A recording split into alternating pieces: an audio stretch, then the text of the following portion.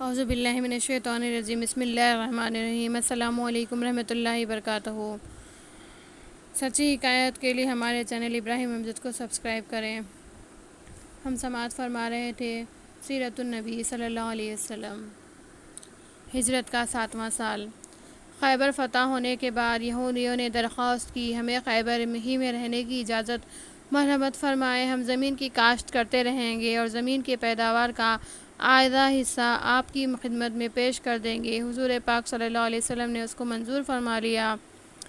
قیدیوں میں بنو نذیر کے سردار حیہ بن اخطب کی بیٹی صفیہ بنت حیہ رضی اللہ تعالیٰ عنہما بھی تھی۔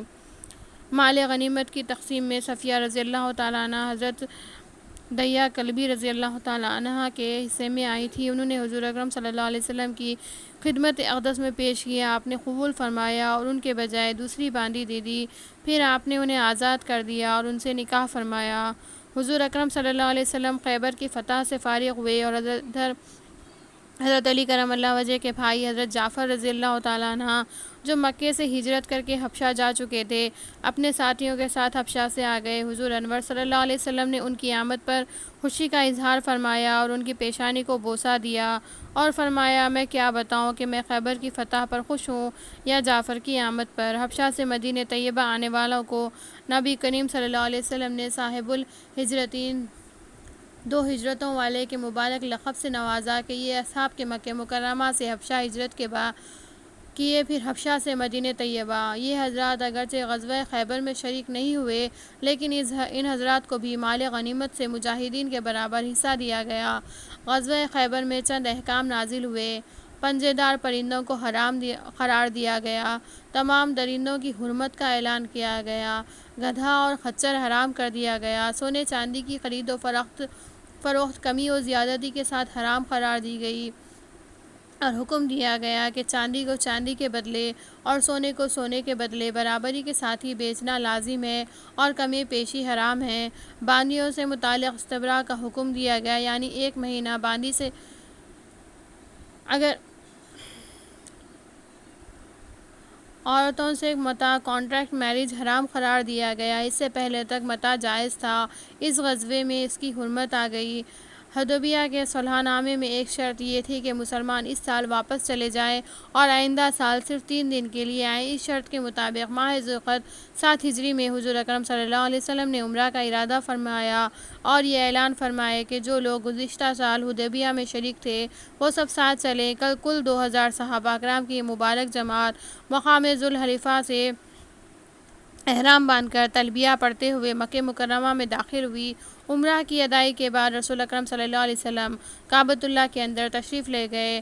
عمرۃ القضاء کے موقع پر حضور اکرم صلی اللہ علیہ وسلم نے حضرت میمونہ رضی اللہ تعالیٰ عنہا سے مقام صرف میں نکاح فرمایا۔ آپ حضرت ام الفضل رضی اللہ تعالیٰ عنہما زوجہ حضرت عباس رضی اللہ تعالیٰ عنہ کی بہن ہیں۔ ہجرت کا 8واں سال۔ حدیبیہ کے صلح نامے میں منجملہ شرائط کی ایک شرط یہ بھی تھی کہ قبائل عرب میں سے کوئی بھی قبیلہ فریقین میں سے کسی کے ساتھ بھی معاہدہ کر سکتا ہے۔ اس شرط کے مطابق بنو بکر قریش کے حلیف ہوئے اور بنو قزاع مسلمانوں کے حلیف قرار پائے۔ بنو بکر اور بنو قزاع کے درمیان سخت دشمنی تھی۔ بنو بکر اپنی پرانی عداوت کی وجہ بنو قزاع سے انتقام لینے کے لیے کفار قریش سے مل کر ان پر حملہ آور ہوئے۔ اس حملے میں قریش کے سرداروں نے بنو قزاع کے خلاف بنی بکر کو قتل کر کے آدمی اور اسلحہ فراہم کیے۔ اس حملے کی وجہ سے صلح حدیبیہ کا معاہدہ عملی طور پر قریش کی جانب سے ٹوٹ گیا۔ بنو قزاع سرکار دو عالم صلی اللہ علیہ وسلم کی خدمت میں فریادی ہوئے اور آپ سے مدد طلب کی۔ حضور اکرم صلی اللہ علیہ وسلم نے قریش کے پاس پرامن 3 شرائط روانہ فرمائے کہ وہ ان 3 شرطوں سے کوئی ایک شرط قبول کر لے۔ بنو قزاع کے مقتولوں کا خون بہا ادا کیا جائے، قریش بنو بکر کی حمایت سے دستبردار ہو جائیں، حدیبیہ کے معاہدے کی برخاستگی کا اعلان کیا جائے۔ قریش کے نمائندوں میں سے کسی نے جواب دیا کہ ہم آخری شرط منظور کرتے ہیں اور اعلان کرتے ہیں کہ حدیبیہ کا معاہدہ ٹوٹ گیا۔ قریش نے قاصد کو جواب دیتے وقت بڑی بے باکی سے اعلان کیا، لیکن قاصد واپس جانے کے بعد سرداران قریش نادم و پریشان ہوئے اور سب نے ابو سفیان سے کہا کہ تم جا کر معاہدے کی تجدید کر لو ورنہ اس کا انجام بہت خطرناک ہو سکتا ہے۔ ابو سفیان مدینہ طیبہ پہنچ کر گفتگو کرنے کی کی بہت کوشش کی لیکن بات نہ بنی، بالآخر معاہدے کی تجدید کیے بغیر لوٹنا پڑا۔ حضور پاک صلی اللہ علیہ وسلم نے صحابہ اکرام کو جہاد کی تیاری کا حکم فرمایا اور حلیف قبائل کو تیاریوں کے لیے حکم نامہ بھیجا، مگر آپ نے کسی سے یہ نہیں فرمایا کہ کس سے جہاد کرنا ہے، یہاں تک کہ آپ نے حضرت ابوبکر صدیق رضی اللہ تعالیٰ عنہ سے بھی نہیں فرمایا۔ خاموشی کے ساتھ معرکے کی تیاری ہوتی رہی۔ اس کا مقصد یہ تھا کہ اہل مکہ کو معاملے کی خبر نہ ہو۔ حضرت حاتم بن ابی بلتع رضی اللہ تعالیٰ عنہ نے قریش کو ایک خط لکھا جس میں انتظامی خفیہ معاملات کی مخبری تھی۔ اس خط کو حضرت حاتم رضی اللہ تعالیٰ عنہ نے ایک عورت کے ذریعے مکہ مکرمہ روانہ کیا۔ اللہ تعالیٰ نے اپنے نبی کریم صلی اللہ علیہ وسلم کو کائنات کے ذرے ذرے کا علم عطا فرمایا ہے۔ وہ حبیب صلی اللہ علیہ وسلم جو معکن و ما یکن کی خبر رکھتے ہیں، قیامت تک رونما ہونے والے واقعات و حوادث کی خبر رکھتے ہیں، ان کا ایک ایک جزیہ بیان فرماتے ہیں، نہ صرف زمین کی بلکہ آسمانوں کی باتیں، جنت و دوزخ کی تفصیلات، اہل جنت و اہل دوزخ کی تعداد، ان کے احوال، کوائف، ہر چیز سے واقف و باخبر ہیں۔ کیا آپ مدینہ منورہ میں ہونے والے اس واقعے سے باخبر نہ ہوں گے؟ یقیناً آپ کو اس واقعے کی بخوبی علم تھا، اسی لیے آپ نے حضرت علی، حضرت زبیر اور حضرت مقداد رضی اللہ تعالیٰ عنہم کو یہ تفصیلات بتلاتے ہوئے حکم فرمایا، تم لوگ روضہ خاک پر جاؤ، وہاں ایک عورت ہے جس کے پاس ایک خط ہے، وہ خط اسے حاصل کر کے میرے پاس لے آؤ۔ تینوں صحابہ اکرام گھوڑوں پر سوار ہو کر بڑی تیزی کے ساتھ روضہ خاک پہنچے اور اس عورت کو ویسا ہی پایا جیسا کہ حضور پاک صلی اللہ علیہ وسلم نے فرمایا تھا، اور اس عورت سے خط طلب کیا۔ اس نے کہا میرے پاس کوئی خط نہیں۔ حضرت علی رضی اللہ تعالیٰ عنہ نے فرمایا، خدا کی قسم، رسول اکرم صلی اللہ علیہ وسلم غلط بات نہیں فرما سکتے اور نہ ہی ہم جھوٹے ہیں۔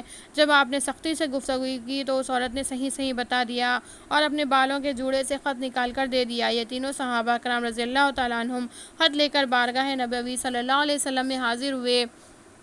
حضور اکرم صلی اللہ علیہ وسلم نے حضرت حاتم بن ابی بلتع رضی اللہ تعالیٰ عنہ سے اس کی وجہ دریافت فرمائی تو انہوں نے عرض کیا، یا رسول اللہ صلی اللہ علیہ وسلم، نہ میں نے اپنا دین تبدیل کیا ہے اور نہ مرتد ہوا ہوں، میں نے اہل مکہ کو صرف اس لیے خط لکھا کہ مکہ مکرمہ میں میرے اہل و عیال ہیں، وہاں میرا کوئی اور رشتہ دار نہیں جو ان کی خیر خواہی و خبر گیری کرے، میرے سوا دوسرے مہاجرین کے رشتہ دار مکہ مکرمہ میں موجود ہیں، وہ ان کی خبر گیری کرتے رہتے ہیں، مجھے اس بات کا مکمل یقین ہے کہ اللہ تعالیٰ کافروں کو شکست دے گا۔ میں نے چاہا کہ خط کے ذریعے مکے والوں کو معاملے کی اطلاع دے دوں تاکہ ان پر میرا احسان ہو جائے اور میرے اہل و عیال سے ہمدردی کا معاملہ کرے، اگرچہ میرے خط سے اہل مکہ کو کوئی فائدہ نہ ہوگا۔ حضور پاک صلی اللہ علیہ وسلم نے ان کے عذر کو قبول فرما لیا اور انہیں معاف فرما دیا۔ 10 رمضان المبارک کو نبی کریم صلی اللہ علیہ وسلم 10,000 کا لشکر لے کر مدینہ منورہ سے مکہ مکرمہ کی جانب روانہ ہوئے۔ راستے میں 2,000 افراد شامل ہو گئے، جملہ 12,000 کا لشکر مکہ مکرمہ روانہ ہوا۔ مکے سے ایک منزل کے فاصلے پر مقام مر الزہران پہنچ کر لشکر نے پڑاؤ ڈالا۔ حضور پاک صلی اللہ علیہ وسلم نے حکم فرمایا کہ ہر شخص اپنا الگ چولہا جلائے۔ جب 12,000 صحابہ اکرام نے الگ الگ چولہا جلایا تو مر الزہران کے وسیع و عریض میدان میں میلوں دور تک آگ ہی آگ نظر آنے لگی۔ حضرت عباس رضی اللہ تعالیٰ عنہ ہی میں حضور اکرم صلی اللہ علیہ وسلم کی خدمت میں پہنچ چکے تھے۔ حضرت عباس رضی اللہ تعالیٰ عنہ راستہ ہی میں حضور اکرم صلی اللہ علیہ وسلم کی خدمت میں پہنچ چکے تھے۔ قریش کو یہ اطلاع تو مل چکی تھی کہ مسلمانوں کا لشکر مدینہ طیبہ سے نکل چکا ہے، لیکن انہیں یہ اندازہ نہیں تھا کہ مسلمان اتنے قریب پہنچ چکے ہیں۔ قریش نے تحقیق خبر کے لیے ابو سفیان، بدیل بن ورقہ اور حکیم بن حزام کو بھیجا۔ یہ تینوں تحقیق کے لیے نکلے اور مزار زہران میں جل رہی آگ دیکھ کر حیران رہ گئے۔ ابو سفیان نے کہا، بنی خزاعہ کا قبیلہ اتنا تو نہیں کہ مر الزہران کا طویل میدان بھر جائے۔ حضرت عباس رضی اللہ تعالیٰ عنہ مکے والوں پر رحم کھا کر انہیں خبردار کرنے اور یہ کہنے کے لیے آ رہے تھے کہ اسلامی لشکر مکے میں داخل ہونے سے پہلے مکے والے امن مانگ لیں تو ان کے لیے بہتر ہوگا۔ اسی اثناء میں حضرت عباس رضی اللہ تعالیٰ عنہ کی ابو سفیان اور ان کے 2 ساتھیوں سے ملاقات ہوئی۔ حضرت عباس رضی اللہ تعالیٰ عنہ نے کہا، لشکر پہنچ چکا ہے۔ ابو سفیان نے مشورہ طلب کیا تو حضرت عباس رضی اللہ تعالیٰ عنہ نے فرمایا، رسول اکرم صلی اللہ علیہ وسلم کی خدمت میں چلو۔ حضرت عمر رضی اللہ تعالیٰ عنہ اور دیگر صحابہ اکرام نے ابو سفیان کو دیکھ کر فرمایا، کافروں کا سردار ہمارے قبضے میں ہے۔ حضرت عباس رضی اللہ تعالیٰ عنہ ابو سفیان کو لے کر فوراً بارگاہ نبوی میں حاضر ہوئے اور عرض کیا، یا رسول اللہ صلی اللہ علیہ وسلم، میں نے ابو سفیان کو پناہ دی ہے۔ چنانچہ حضور پاک صلی اللہ علیہ وسلم نے ابو سفیان کو معاف فرما دیا۔ وہ ابو سفیان جنہوں نے اسلام کے خلاف بدر اور احد کی لڑائیاں لڑی، قبائل عرب کو مسلمانوں کے خلاف ابھارا، بانی اسلام علیہ الصلوۃ والسلام کو شہید کرنے کی ناپاک سازشیں کی، مسلمانوں کو تکلیف پہنچانے کے لیے ہر طریقہ اختیار کیا، یقیناً وہ سزا کے مستحق تھے، لیکن حضور اکرم رحمت مجسم صلی اللہ علیہ وسلم کی شان رحمت للعالمین کے قربان جائیں، آپ نے انہیں بھی درگزر فرما دیا۔ حضور پاک صلی اللہ علیہ وسلم نے حضرت عباس رضی اللہ تعالیٰ عنہ سے فرمایا کہ ابو سفیان کو پہاڑ کی چوٹی پر لے جا کر اسلامی فوج کے مناظر دکھائیں۔ ابو سفیان نے ایک ایک قبیلے کو بڑی آن بان سے ہتھیاروں سے مسلح ساز و سامان سے بھرا آتے دیکھ قبیلے غفار، قبیلے جہنیہ، سعد بن حزیم اور سلیم جیسے جنگجو قبائل عرب لشکر اسلام میں شامل تھے۔ آخر میں آفتاب رسالت صلی اللہ علیہ وسلم اپنے جانثاروں کے جھرمٹ میں تشریف لا رہے تھے۔ اس روحانی منظر اور نورانی ماحول کا ابو سفیان رضی اللہ تعالیٰ عنہ کے دل پر گہرا اثر پڑا۔ 20 رمضان المبارک 8 ہجری پیر کے دن حضور پاک صلی اللہ علیہ وسلم مقام گدا سے گزرتے ہوئے بالائی جانب سے مکہ مکرمہ میں داخل ہوئے اور حضرت زبیر رضی اللہ تعالیٰ عنہ کو مقام گدا سے داخل ہونے اور حضرت خالد بن ولید رضی اللہ تعالیٰ عنہ کو مقام گدا سے داخل ہونے کا حکم فرمایا۔ ساتھ ہی ساتھ یہ بھی تاکید فرمائی کہ لڑنے میں پہل نہ کرنا اور جو شخص تم سے لڑنے کے در پہ ہو صرف اسی سے مقابلہ کرنا۔ اس طرح مسلمان 3 راستوں سے مکہ مکرمہ میں داخل ہوئے، کہیں مقابلے کی نوبت نہیں آئی سوائے مقام قدا کے، جہاں سے حضرت خالد بن ولید رضی اللہ تعالیٰ عنہ داخل ہوئے۔ بنو بکر، بنو حارث اور حذیل اور قریش کے کچھ قبائل مقابلے کے لیے تیار تھے۔ حضرت خالد رضی اللہ تعالیٰ عنہ آتے ہی ان لوگوں نے آپ پر حملہ کیا۔ آپ نے ان کے حملے کا دفاعی جواب دیتے ہوئے ان کا مقابلہ کیا اور کفار کو شکست ہوئی۔ نتیجے میں 2 مسلمان شہید ہوئے اور بنو بکر وغیرہ کے 20-22 آدمی ہلاک ہو گئے۔ کفار مکہ جو اعلان نبوت سے لے کر ہجرت تک اور ہجرت مدینہ سے صلح حدیبیہ تک حضور پاک صلی اللہ علیہ وسلم کو اور مسلمانوں کو طرح طرح کی اذیتیں پہنچاتے رہے، ایذا رسانی میں کوئی دخیہ اٹھا نہ رکھا۔ انہوں نے حضور اکرم صلی اللہ علیہ وسلم کو شہید کرنے کی بارہا ناپاک سازشیں کی، قبائل عرب کو مسلمانوں کے خلاف بھڑکایا۔ ایسے جانی دشمنوں اور خون کے پیاسوں پر غلبہ حاصل ہوا تو رحمت للعالمین صلی اللہ علیہ وسلم نے رحمت و الفت سے لبریز فرمان عالیشان جاری فرمایا اور عام اعلان فرمایا، آج تم سے کوئی باس پرست نہیں، تم آج لوگ آزاد ہو، الیوم یوم المرحمت، آج تو رحمت و مہربانی فرمانے کا دن ہے۔ جب سلطنت کی بھاگ دوڑ ہاتھ میں آئی تو انسانوں ظلم و انصاف کا فرق بھول جاتا ہے۔ دنیا کی جتنی سپر پاور مملکتیں گزری ہیں انہوں نے اپنی فتح کا جشن مظلوم افراد کا خون بہا کر منایا ہے۔ دنیا میں سب بڑی بڑی فتوحات ہوئی تو فتح کے بعد مفتوح علاقے میں خون کی ندیاں بہائی گئیں۔ تاتاری قوم جب پوری قوت کے ساتھ بغداد میں داخل ہوئی تو انہوں نے سارے شہر کو تہس نہس کر دیا، انسانی خون کا سمندر بہا دیا۔ صلیبیوں نے جب ملک شام پر غلبہ و اقتدار حاصل کیا تو خون کی ندیاں رواں کر دی۔ اس وقت مسجد اقصیٰ میں گھوڑوں کے گھٹنے انسانی خون میں ڈوبے ہوئے تھے، ہزاروں مسلمانوں کا قتل عام ہوا۔ دنیا میں صلیبیوں کا یہ اقتدار دیکھا، جہاں انسانی خون کی ندیاں بہتی ہیں، انسانیت سسک کر دم توڑتی ہے۔ فتح مکہ کے موقع پر نبی کریم رحمت للعالمین صلی اللہ علیہ وسلم نے دنیا کے تمام بادشاہوں، سربراہان مملکت اور ارباب سلطنت کے لیے عظیم مثال قائم فرمائی، اقتدار حاصل کرنے والوں کو ایک آفاقی پیغام دیا۔ فتح مکہ جیسا عظیم کارنامہ ہوا، جانی دشمنوں اور خون کے پیاسوں پر اقتدار حاصل کر لیا۔ چاہتے تو تمام کافروں کو قتل کیا جا سکتا تھا، لیکن آپ نے ارشاد فرمایا، آج تم پر کوئی داروگیر نہیں، تم لوگ آزاد ہو، پرامن رہو، الیوم یوم المرحمت، آج تو رحمت و مہربانی فرمانے کا دن ہے۔ جو شخص ہتھیار ڈال دے اس کے لیے امان ہے، جو شخص اپنے گھر کا دروازہ بند کر لے اس کے لیے امان ہے، جو شخص خانہ کعبہ میں داخل ہو جائے اس کے لیے امان ہے، جو شخص ابو سفیان رضی اللہ تعالیٰ عنہ کے گھر میں داخل ہو جائے اس کے لیے امان ہے، جو شخص ام ہانی رضی اللہ تعالیٰ عنہا کے گھر میں داخل ہو جائے اس کے لیے امان ہے۔ امان کا یہ اعلان اگرچہ تمام لوگوں کے لیے عام تھا، لیکن چند افراد اس سے مستثنیٰ تھے جنہوں نے حضور اکرم صلی اللہ علیہ وسلم کی شان اقدس میں گستاخی کا ارتکاب کیا، جس کی وجہ وہ قابل گردن زدنی ہو چکے تھے، اس لیے ان کے قتل کا حکم دیا گیا۔ ایک گستاخ کے بارے میں حضور اکرم صلی اللہ علیہ وسلم نے ارشاد فرمایا، اسے قتل کر ڈالو، اگرچہ وہ خانہ کعبہ کے غلاف سے چمٹا ہوا ہو۔ یہاں غور کیا جائے کہ عین حرم شریفین میں قتل کر دینے کا حکم دیا گیا، جبکہ کعبۃ اللہ شریف کے بارے میں ارشاد خداوندی ہے، جو شخص اس میں داخل ہوا وہ امن والا ہے۔